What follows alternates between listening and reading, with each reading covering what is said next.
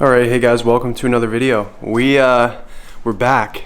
I can't tell you the amount of times I've said that in a video where I take a little bit of a break, but we're back.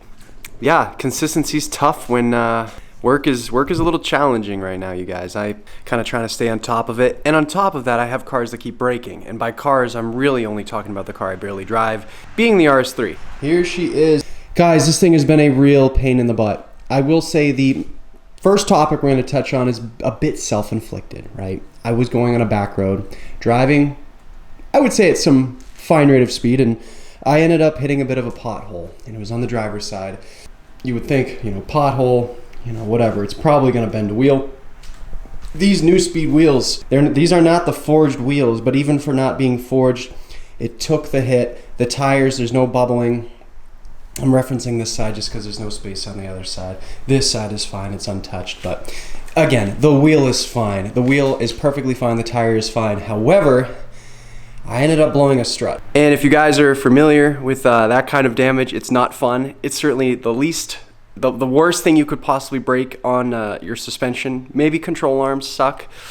An axle is not the best thing in the world, but I think the strut is about as bad as it gets when it comes to suspension damage and just from a sheer bump in the road. So yeah, we ended up tweaking the strut. I never even thought you could do that, to the extent of the damage, and we'll talk about it shortly, but yeah, let's talk about it right now. All right, so as you guys can see, this is what's left of the strut. This is our end link. Let's focus.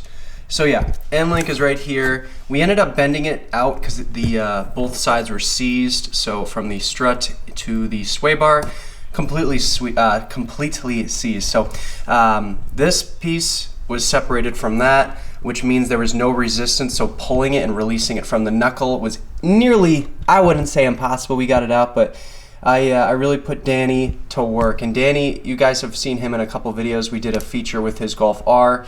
And yeah, so we only swapped out one strut, but we also went ahead and we changed out the top hats too. So the bearing and of course that strut mount. So we went with 034, the street edition. I know they make actually even firmer ones, but yeah, we swapped it out. The car is better now. It rides perfectly fine as it would, before. I don't notice any more rigidity from the enhanced strut mount, but they quote that it does such a thing. I don't know, but regardless, so the car is fixed, or at least it was fixed until the latest. So when I came back from the drive, I checked the garage.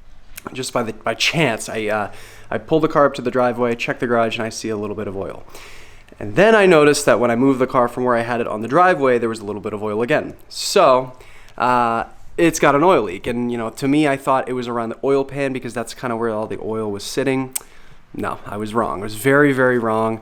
It's the front main seal. I brought it to EFI Motorsport in Somersworth, New Hampshire. They're great, by the way. They actually quoted me a fantastic price for the part. Well, the part is going to cost what the part's going to cost, but I feel like they know what they're doing. It's going to be a quick process. It's not a multi-hour thing. It's probably just a couple hours, and it is an intensive job certainly. But they have Dazas, they have other 5 cylinders that they've worked on, and front main seal is not an uncommon fix. Which does lead me to believe, what's the next thing that's probably going to leak? Well, it's probably maybe the oil pan, just because I know the oil pan's a little bit of a flaw with these MQB Daza cars, but such as that. So the RS3 is I don't know how to explain it per se, but I would say it's not behaving. There's a lot of issues with it, and it's leading me to drive this thing pretty much exclusively. So I love the GTI. I think the GTI is a little beast. It's certainly no 5-cylinder, RS3, but it's not just as fun, but it is a lot of fun. I really like the GTI, and I'm excited to kind of go a little bit further along with the build. Exhaust, intercooler. And finally swap out the tunes. I still have the I call it the proper tune, just because I've yet to make the switch. I have to go to the dealer, reset the ECU, go completely to stock because it's currently locked, and then I should be good to go. But yeah, no, I still love the RS3. It's not going anywhere anytime soon, but I would think come post winter time, I'll have to really kind of consider what I want to do with the car. I mean, obviously, I'm still going to have an MQB. This is still going to be a Volkswagen Audi channel, but you know, if you guys kind of know where my passion lies and my really where I want to end up next, I love the M2. I love the OG M2, and you know, I might end up with one of those. So, but yeah, the RS3 is still looking good. I'll say that right now. I think probably if I were to do any further modifications, a front lip, you know, maybe some not black wheels for once. A lot of people give me flack for it. I get it, but I think these look great.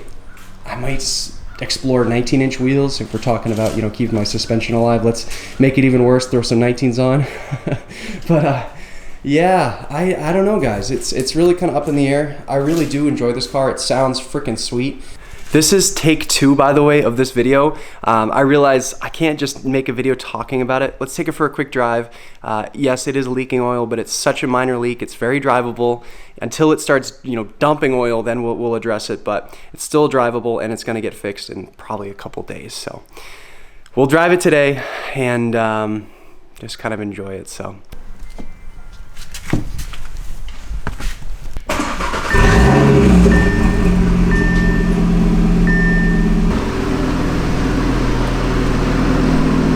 Blue. Oh my god. This is the...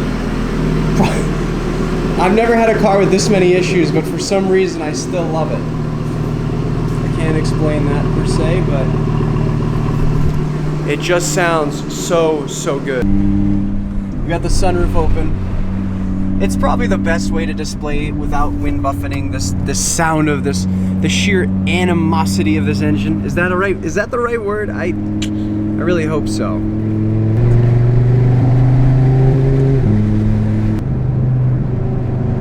Got some person in their car, just hanging out. We got some trees, if you guys can see. A little bit of echo.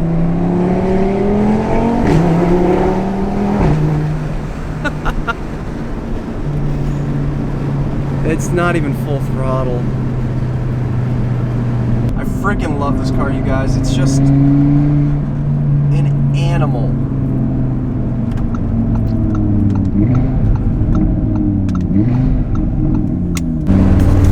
Well, I tried doing a poll for you guys, but the SD card ran out of storage, so I had to, on the fly, delete some footage and give you guys what you probably want to see. So let's try it again. That was a nice downshift. All right, focus and...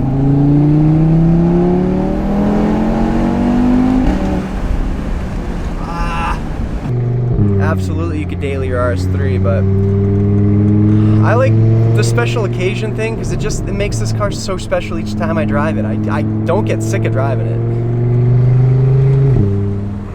I got some complaints, of course I do. You know, I wish the seats were a little bit more huggy, a little bit more supportive. Other nitpicky stuff, but like at the end of the day, this thing's a freaking beast, and I wouldn't have it any other way. So, yeah. Well, hope you guys enjoyed the video. I'm gonna end it there. If you guys want to see more RS3, more GTI, more anything. Oh. It's just ridiculous. But anyway, I'll catch you guys in the next video. Peace and love.